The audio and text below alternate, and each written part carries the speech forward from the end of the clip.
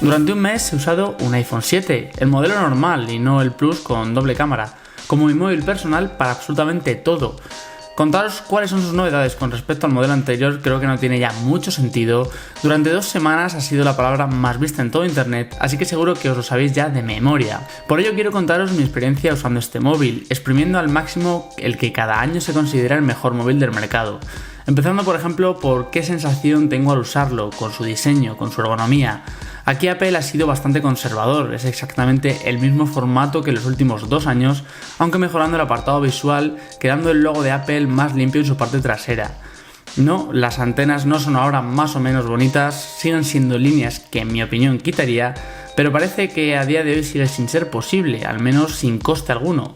Tras probar muchos móviles, demasiados tal vez, sigo pensando que este iPhone 7, y repito, no el desproporcionado modelo Plus, sino el normal, es el móvil mejor diseñado en cuanto a usabilidad, ergonomía, le pese a quien le pese. Miedo y expectación es lo que sentí antes de poner mi dedo en el nuevo botón Home. La verdad sigo sin saber por qué sois tantos los que preferís un botón físico a un botón capacitivo, más aún viendo cómo funcionan los botones capacitivos del OnePlus 3 por ejemplo. Pero ya os digo que no soy de esos que tenían miedo a perder el botón físico y menos aún con lo conseguido de este nuevo botón Taptic Engine. A veces me sorprendo a mí mismo cuando al apagar el móvil y pulsar inconscientemente el botón de este iPhone 7 descubro que no funciona, que no hay clic como tal si el móvil no está encendido. Y eso me dice mucho del nivel de realismo que se consigue mediante una simple, entre comillas, vibración. Bien, muy bien por Apple en este sentido, y es algo que posiblemente el resto de fabricantes también deban adoptar, porque cogen lo mejor de un botón físico sin serlo y lo mejor de un capacitivo sin serlo. La parte más importante de la experiencia sucede con su software, un sistema iOS 10 que ya os hemos enseñado anteriormente, con novedades muy reseñables tanto a nivel estético como a nivel interno, pero quizás la más importante sea aquella que ya estaba presente en móviles Android desde hace años, como es la de levantar el móvil y que la pantalla se encienda. Pensemos lo que queramos, que Apple copia, que no innova, y hasta cierto punto puede ser cierto, pero también es cierto que entonces el consumo de batería de los móviles era superior si activamos esta opción, mientras con los procesadores actuales como este A10 puede molestarse en encender la pantalla sin que se resienta el consumo de la batería, pero sí que mejora, o al menos para mí, la rapidez para empezar a usar el móvil. Escoger el móvil, poner nuestro dedo en el sensor de huellas y listo. Y fluidez, y aplicaciones bien diseñadas y actualizaciones para todos por igual. Estas son las 3 fortalezas de iOS donde Android solo puede combatir quizás en 2 de 3 gracias a algunos desarrolladores, pero iOS, sin contar con la personalización, es un sistema realmente fiable, potente, optimizado y donde la experiencia de usuario sigue siendo superior a Android en su estado más puro. Buscar aplicaciones, optimización de aplicaciones en segundo plano y gestos como volver a la aplicación anterior pulsando en la esquina superior derecha o izquierda y gestos de deslizar para moverlos entre menús. La verdad es que es fluidez en estado puro, y aunque hay móviles Android que prácticamente vuelan, creo que sigue habiendo una pequeña barrera, de hecho creo que cada vez es más pequeña si comparamos con móviles por ejemplo como los Google Pixel, pero todavía hay algo que les separa un poco. No quiero hablar de la pantalla de los iPhone, solo sorprenderme de nuevo en que Apple consiga que una pantalla HD en un móvil de más de 700 euros no sea algo que provoque que los usuarios lancemos gran cantidad de críticas nada más acabar la presentación de cada uno. Pantalla retina, los píxeles justos y necesarios para el ojo humano, según Apple, se ve bien, se ve nítido y con mejores colores que nunca.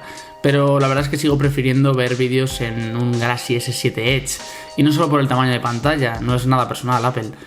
Detrás de esta pantalla hay un motor de vibración llamado 3D Touch que se supone que nos debería aportar mucha utilidad. Y os juro que lo he intentado, creedme de verdad, pero de 18 horas que uso el móvil al día, esas mismas 18 horas o prácticamente, es el tiempo que paso sin acordarme de que existe esta tecnología. Creo que es uno de esos avances donde o bien Apple modifica sus usos, o los hace más visibles, o pasarán poco a poco al olvido. Espero que sea más bien lo primero que lo segundo, porque para el botón Home es un uso formidable, pero hoy por hoy no le veo apenas ninguna utilidad en la pantalla. Ya he analizado la cámara en profundidad y por tercera vez os comento que no se trata del iPhone 7 Plus, el cual por supuesto tiene mucha amiga por eso de tener doble cámara.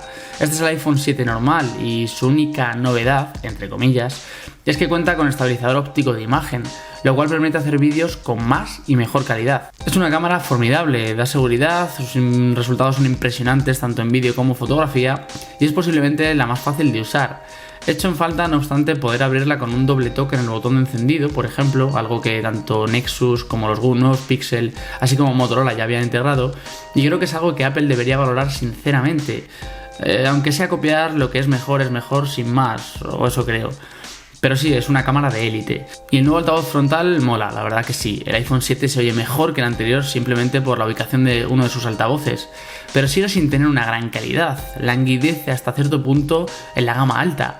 Y eso, viendo la calidad del audio de su MacBook de 12 pulgadas, me genera dudas sobre la estrategia de Apple con el audio de sus iPhone. Quizás no sea lo más importante en un móvil, pero posiblemente sea su punto más pobre frente a la competencia. Claro que he disfrutado usando este iPhone 7, sinceramente pienso que es la experiencia más sencilla, productiva y tal vez una de las mejores pensadas para el usuario que hay en móvil a día de hoy. Pero si me preguntas si pagaría 700 euros por este móvil, creo que solo puedo responder a ello comparándolo con otros dispositivos que tenga en mente, como por ejemplo el OnePlus 3, que por 400 euros es una verdadera bestia. Al final algo es mejor o peor cuando lo comparamos con otra referencia, y aunque os aseguro que gastaros 700 euros en este iPhone 7 os va a dar una experiencia muy buena, de las mejores sin duda alguna, tengo mis dudas de si realmente esos más de 300 euros de diferencia merecen la pena.